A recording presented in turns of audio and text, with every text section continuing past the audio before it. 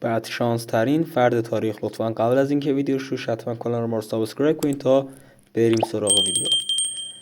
از این فرد به عنوان بدشانس ترین انسان جهان نیز نام برده میشه. اون تنها کسیه که 2 جنگ جهانی دیده و زنده مونده. در سال 1945 برای بازدید از منطقه به هیروشیما رفت و تا به اونجا رسید یک بمب اتم روبروی خودش دید که باعث مرگ بیش از 190,000 نفر شد و این فرد تنها دچار سوختگی جزئی شد.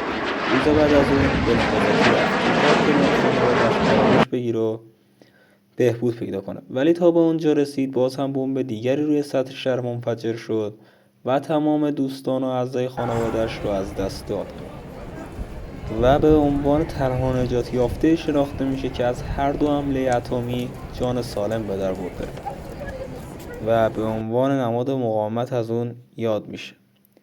به نظر شما این فرد خوش شانس بوده که نجات یافته یا جزو بدشانس ترین انسان‌های جهان نام برده میشه؟